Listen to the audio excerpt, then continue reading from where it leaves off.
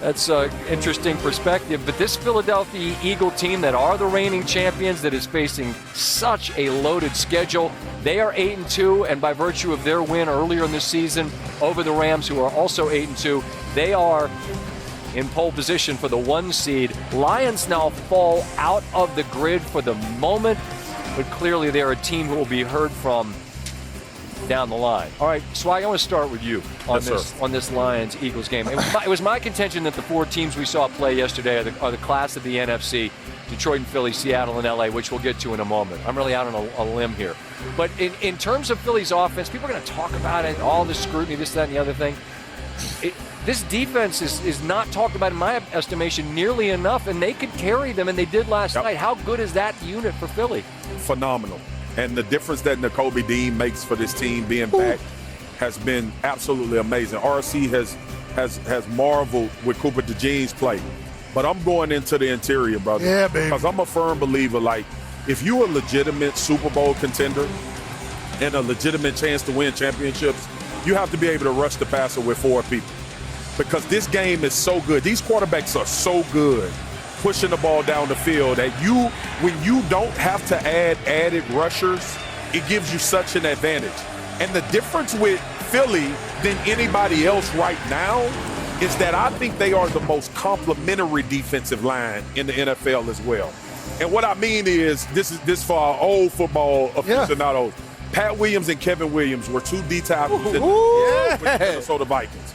And Pat was kind of that clogger in the middle, big-time run guy, and Kevin would just be able to freely flow and get after the quarterback. They got that with Jalen Carter and Jordan Davis. Mm-hmm. And the other part of that is when you bring in Jalen Phillips, who now is getting one-on-ones because Jalen Carter is still respected by offensive coordinators. Oh, yeah. They got to figure out a way to take care of him. It has started to cause a tremendous amount of problems for scheme. And then the secondary is playing well. I'll lead at the RC. I have a crush on Philadelphia's D-line, bro. Yeah. And it's because they're not selfish, and I'll explain that as we go. It's because they can all win one-on-ones. Every last man, when they get the one-on-one, they are starting to exploit it. Yep. And I think now in the NFL, like as we look at teams and we try to identify units that can carry you and things that you can do to have an advantage, I think right now the Philadelphia Eagles defensive line is the best unit in the league based on how they're playing right now. Now that's hard for me to say because I love Seattle. But I think Philly right now is the most connected and most disruptive unit when it comes to run and pass. They hold Green Bay to 10, they hold Detroit to 6, and they get those wins. They're great in all 3 levels. Yeah. The D-line is fantastic. The linebackers, Nakobe Dean, Zach Bond, and Campbell. Yep. All of them are players that can blitz well, they can get back in coverage, they're aggressive in the run. The safeties, Cooper DeJean, Adoree Jackson is playing better now. I mean, the defense is playing. I mean, Jalen Carter and Jordan Davis were basically volleyball players for half the game yesterday. They were batting down balls left and right. You know how hard that is for Detroit? They like all that stuff in cutting over the middle off that play action. That throws them all out of it. The game plan specific that Vic Fangio, it was a point of emphasis in practice. I haven't talked to anybody. Get your hands up. Yeah. Well, and it took away a lot from Detroit. Now, as great as Philadelphia's defense was, it seemed that the defenses of both the Rams and the Seahawks were both on display in a game against high-flying offenses. And you guys know how this goes.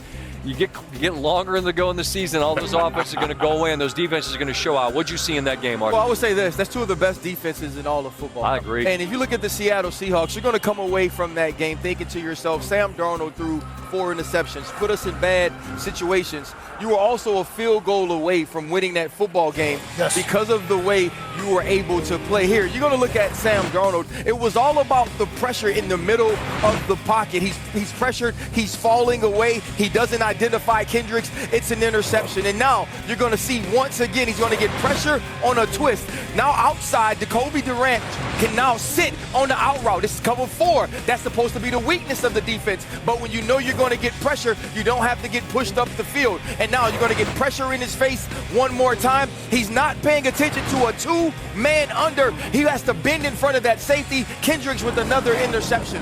You leave that game thinking to yourself, Sam Darnold can't play like that if we want to win.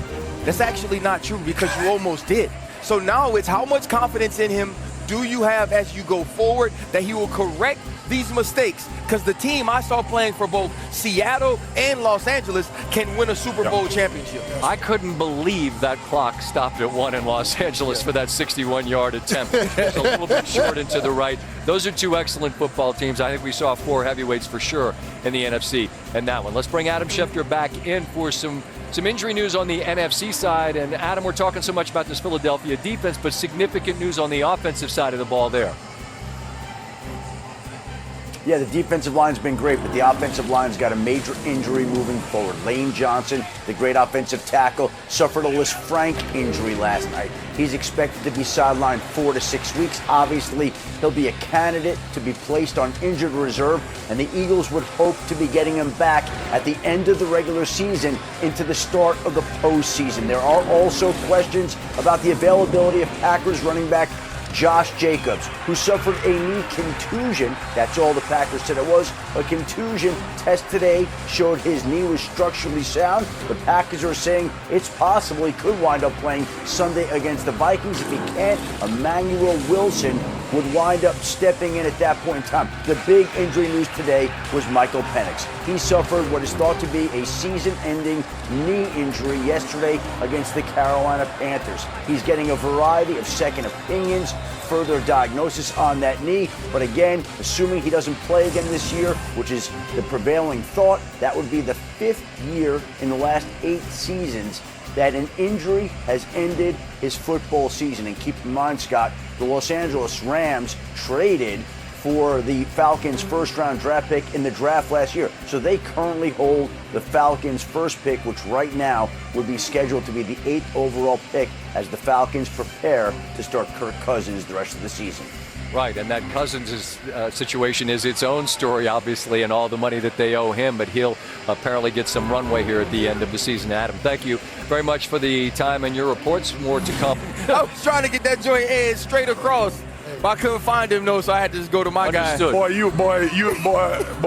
You see a lot of stuff in Vegas. I'll just leave it there. Troy Aikman, the Hall of Famer and Super Bowl champion 3 times, is our guest. And my best friend. I'm so sick of y'all leaving that off in the introduction, bro.